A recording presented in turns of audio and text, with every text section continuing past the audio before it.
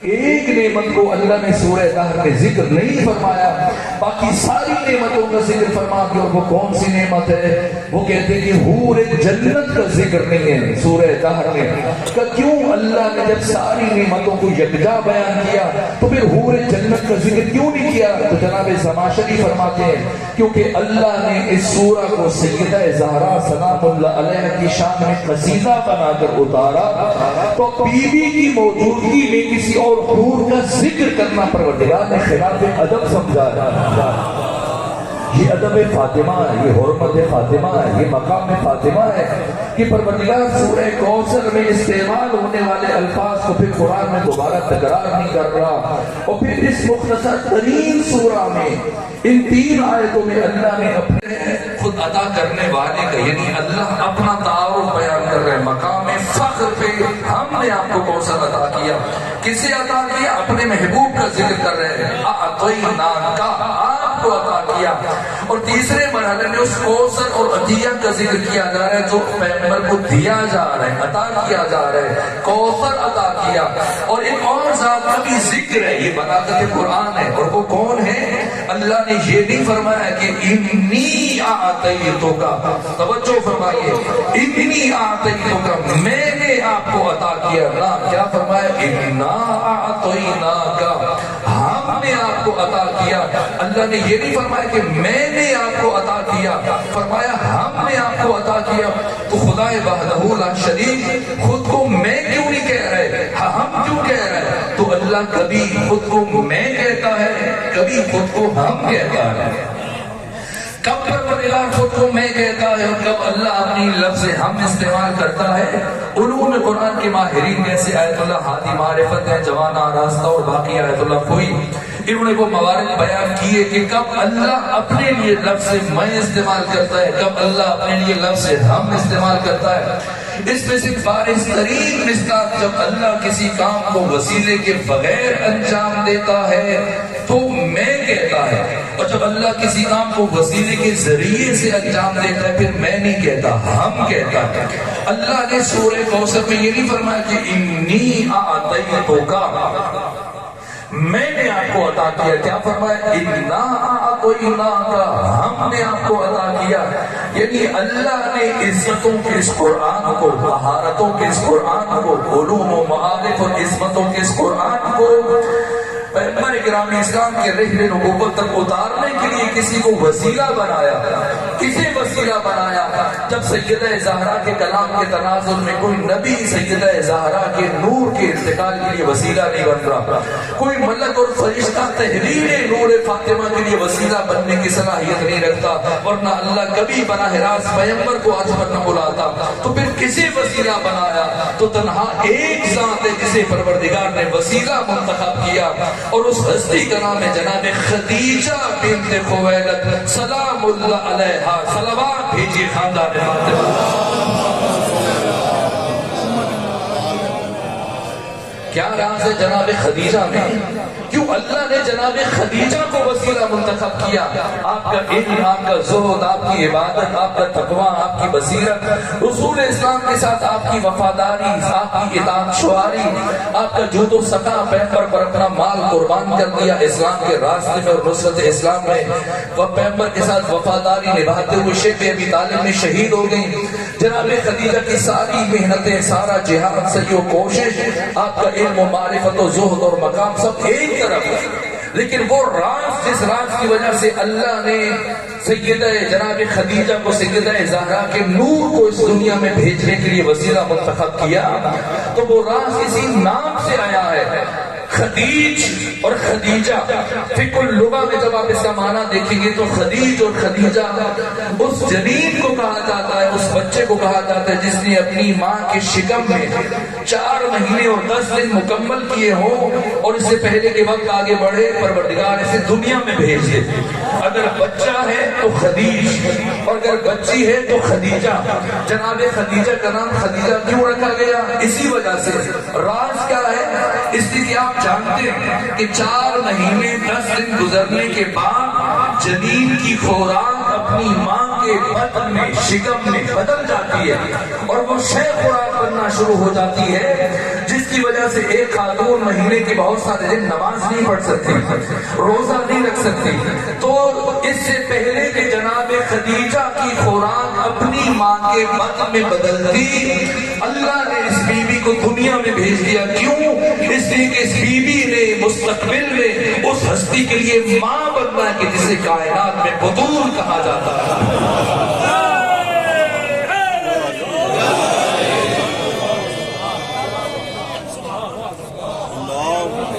اعطینا کل کوثر، اعطینا، یہ نہیں کہا انا اعطینا، نہ یہ نہیں فرمایا کہ ہم نے آپ کو دیا، نہ فرمایا ہم نے آپ کو عطا کیا۔ عین تو الف فرق ہے، الف تے یہ الف، ایتا اور عطا۔ ایتا کا مطلب ہے عوض، صلہ، بدلہ، جزا۔ عطا کا مطلب ہے کسی کو اس کے حق سے زیادہ دینا۔ نبوت دی، عطا نہیں کا، رسالت دی، عطا نہیں کا، شفاعت دی، عطا نہیں کا، عصمت دی، عطا نہیں کا، قرآن دیا، عطا نہیں کا۔ لیکن جب کوثر کی باری آئی فرمایا ہم نے آپ کو کوثر عطا کیا ہے۔ یہ قرآن مجید ہے جو اپنے تعارف میں خود فرما ہے وَلَقَدْ آتَيْنَاكَ سَبْعًا مِنَ الْمَثَانِي وَالْقُرْآنِ الْعَظِيمِ۔ یہ قرآن فرما رہے سورہ حج کیا؟ ہم نے آپ کو سبع مثانی، سورہ فاتحہ، یہ 7 آیتیں اور قرآن العظیم عطا کیا۔ نہ پڑھے قرآن، الف تے یہ الف، ہم نے آپ کو قرآن دیا۔ جب تک قرآن منتقل کیا تو نہیں فرمایا کہ ہم نے عطا کیا، اللہ نے فرمایا ہم نے آپ کو قرآن دیا۔ جب فاطمہ زہرا کی نوبت آئی تو پروردگار نے فرمایا ہم نے آپ کو قرآن، آپ کو کوثر عطا کیا۔ اس لیے جب قرآن کا نزول ہوا، جب بھی قرآن مجید کی آیتیں لے کے آتے تھے جبرائیل، جب براہ راست قلب مصطفیٰ پر وحی اترتی تھی، تو کیا پیغمبر نے کبھی اٹھ کر آیات کو وصول کیا کہ پیغمبر بیٹھے اور جبرائیل آئے اور اٹھ کے کھڑے ہو جائیں کہ قرآن آیا؟ نہ، اگر پیغمبر سفر میں تو سفر میں اتر رہے، حضر میں تو حضر میں، سواری میں تو سواری میں، پیغمبر لیٹے ہیں آیات آ رہی ہیں، پیغمبر کو منتقل ہو رہی ہیں، لے رہے ہیں۔ اگر بیٹھے تو قرآن کی آمد پہ کبھی پیغمبر گرامی اسلام اٹھ کے کھڑے نہیں ہوئے۔ تو یہ فاطمہ کون ہے کہ جن کے لیے پروردگار جب بھی بخاری اور مسلم کے الفاظ ہیں کہ پیغمبر 5 کام کرتے تھے، کلما دخلت علیہ فاطمہ الزہرا، جب بھی، نہ کہ کبھی ایک دفعہ، نہ، جب بھی زندگی میں 18 سالوں میں جب بھی فاطمہ زہرا کو پیغمبر دیکھتے سامنا ہوتا فقام الیہ، یعنی کہ کھڑے ہو جاتے اور اپنے مقام پر انتظار کرتے، نا فقام الیہا، کھڑے ہو جاتے اور آگے چل کر فاطمہ زہرا کا استقبال کرتے اور فاطمہ زہرا کا ہاتھ اپنے ہاتھ میں لیتے۔ اور میں نے کنز العمال میں علی متقی ہندی کی روایت دیکھی، وہ کہتے ہیں پیغمبر گرامی اسلام ہاتھ میں لے کر ہاتھ سیدہ کا استشمام کرتے، سونگتے تھے۔ اور ایک بار سیدہ نے پوچھا کہ بابا کیا استشمام کر رہے ہیں؟ تو پیغمبر نے فرمایا کہ میں اسی سیب بہشتی کی خوشبو محسوس کرتا ہوں۔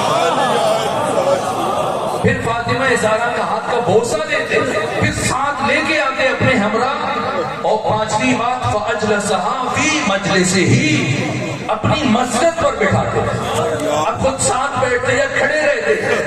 روایت میں بیان نہیں کیا گیا، یہ ادب فاطمہ ہے، یہ مقام فاطمہ ہے۔ قرآن آنے پر پیغمبر بیٹھ کر قرآن کی آیات کو وصول کر رہے ہیں، فاطمہ کے آنے پہ یہ استقبال کیوں ہے؟ اس لیے کہ جسے لینے کے لیے پیغمبر نے ملک سے ملکوت کا سفر طے کیا ہو، لازم ہے اس فاطمہ زہرا کے آنے پر پیغمبر اٹھ کر استقبال کرے۔ انا اعطیناک الکوثر فصل لربک، تو نماز پڑھی۔ یہ کون سی نماز ہے؟ یہ وہی نماز شب ہے، نماز تہجد۔ تو کیا پیغمبر اس سے پہلے نماز تہجد نہیں پڑھتے تھے؟ پڑھتے تھے، تائیان پڑھتے تھے۔ پھر کیوں پروردگار فرما رہے فصل لے؟ اس لیے کہ پہلے پیغمبر اسی نماز کو مستحب کی نیت سے پڑھتے تھے، اور آیت اللہ وحید خراسانی فرماتے کہ نور فاطمہ کے عطا کے بعد پیغمبر اسی نماز کو واجب کی نیت سے ادا کرتے تھے۔ فصل لے ربک، اور نماز نماز کافی نہیں ہے. اونٹ نہ کیجیے، اونٹ نہ کیجیے، یہ مقام فاطمہ ہے. آپ دیکھیے سورہ نصر میں خدا پر کیا فرماتے ہیں، اذا جاء نصر اللہ. اے میرے مصطفیٰ، جب آپ تک اللہ کی نصرت آ پہنچے، اللہ کی مدد آ پہنچے، والفتح، اور آپ کو کامیابی حاصل.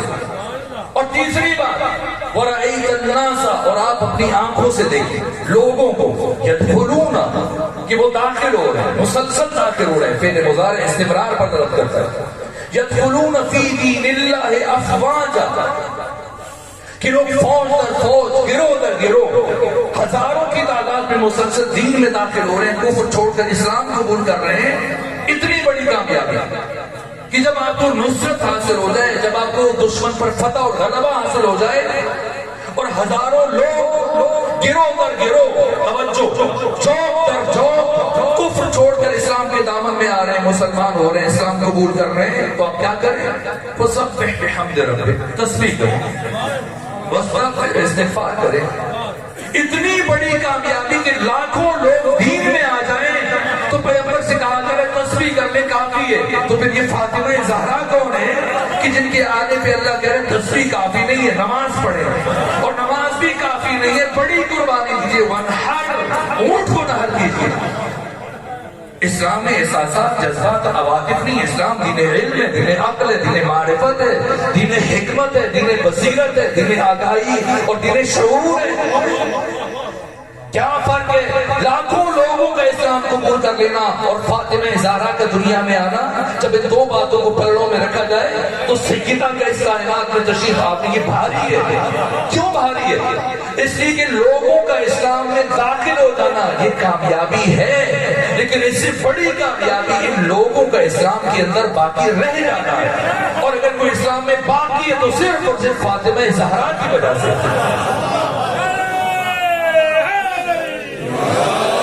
پروردگار اس نور کو ظاہر نہ فرماتا اور اپنے سب سے بڑے راز کو عیا نہ فرماتا تو اسلام میں ناب محمدی اور حقیقی اسلام وہی 1400 سال پہلے دم توڑ چکا ہوتا.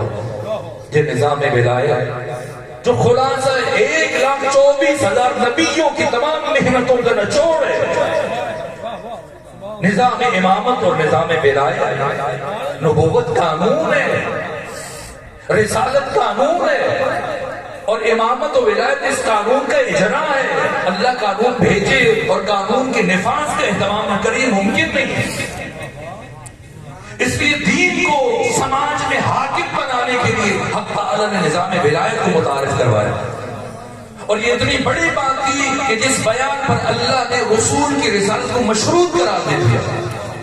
یا رسول جو کبھی طٰہٰ کہتا ہے، کبھی یاسین، کبھی مزمل، کبھی مدثر، کبھی کمبل کے اوڑھنے والے، کبھی کمبلی کے اوڑھنے والے، کبھی حسین زلفوں والے، کچھ نہیں کہا. نہ نام نہ لقب، منصب سے خطاب کیا، منصب سے خطاب کیا. یا رسول بلغ، پہنچا دیجیے کیا جو آپ پر نازل کیا گیا. وَإِن لَمْ تَفْعَلْ، اگر یہ ایک کام نہ کیا، فما بلغت رسالتہ، تو آپ نے اپنی رسالت کا کوئی بھی کام انجام نہیں دیا. یعنی آپ کا اس کائنات میں نبی بن کر آنا نہ آنے کے برابر ہو جائے گا. اگر یہ ایک کام نہ کیا تو کیا خیال ہے امت کا کہ امت سارے کام انجام دے. اگر نبی اس ایک کام کی تبلیغ نہ کرے تو وہ نبی نہیں ہے، اور امت سارے کام انجام دے کر صرف اسی ایک بات کو چھوڑ دے، اس امت کا کیا بنے گا؟ یہ نظام ولایت جب میدان خم غدیر میں جہاں پر نبوت ختم ہو رہی ہے تو حق تعالیٰ کے امر سے علی اور علی کے 11 بیٹوں کی ولایت کا اعلان کیا جاتا ہے. یہ نظام ولایت یہ قیامت تک دین کے تحفظ کا انتظام ہے، بشر پر عدل اور انصاف کی حکومت کا اہتمام ہے. لیکن جب خود یہی نظام خطرے میں آ گیا تو کون بچا ہے؟ کون بچا ہے؟ جب خود نظام ولایت محرز خطر میں اور سقیفہ میں حق کو منحصر اپنے مقام سے ہٹا دیا گیا، جبکہ علی تجہیز اور تکفین میں ختمی مرتبت میں مصروف ہے، اور ایسا سکوت اور ایسا سناٹا انصار خاموش ہیں، بنو امیہ خاموش ہیں، علی تلوار نہیں اٹھا سکتے ورنہ دین نابود ہو جائے۔ اس سکوت اور سناٹے میں وہ حقیقت اور وہ سب سے بڑا پیغام اس کائنات کا جو تمام نبیوں کی نبوتوں اور رسالتوں کا نچوڑ ہے، نظام ولایت، وہ پیغام ہمیشہ کے لیے گم ہو جائے۔ کون ہو جو اس پیغام کو بچائے؟ اس مقصد کے حصول کے لیے حق تعالیٰ نے اس نور کو زمین پر اگایا۔ 1,24,000 نبیوں کی محنتوں کا نچوڑ، اس کی بقا منحصر ہے ذات فاطمہ میں۔ اگر فاطمہ زہرا کے بغیر نبیوں کی محنت بچ سکتی، معصومین کی ولایت بچ سکتی، تو اللہ اپنے سب سے بڑے راز کو کبھی عیاں نہ فرمانا۔ علی متقی ہندی نے کنز العمال میں یہ حدیث بیان کی کہ میدان معاشر میں یہ تمام اہل تسنن کے جتنی بھی احادیث کے مجموع ہیں ان سب کا نچوڑ ہے کنز العمال۔ انہوں نے 23 نمبر جلد میں یہ حدیث بیان کی کہ قیامت کے دن جب سیدہ کی سواری میدان معاشر میں آئے گی تو خدا فرمائے گا اہل معاشر سے نکفوا رؤوسکم، سروں کو جھکاؤ، غضوا ابصارکم، آنکھیں بند کرو۔ اہل معاشر سوال کر کے پروردگار کیوں؟ خدا ارشاد فرمائے گا اس لیے کہ آپ میرے حبیب کی بیٹی فاطمہ زہرا، یعنی اللہ کی مشیت ہے کہ کوئی نبی بھی آنکھ اٹھا کر سیدہ کی طرف نہ دیکھے، یہ پروردگار کی مشیت ہے۔ اور فاطمہ زہرا کی مشیت کیا ہے؟ وَمَا تَشَاءُونَ إِلَّا أَن يَشَاءَ اللَّهُ، یہ 14 وہی چاہتے ہیں جو وہ چاہتا ہے۔ ان کی مشیت ہوئی ہے جو خدا کی مشیت ہے۔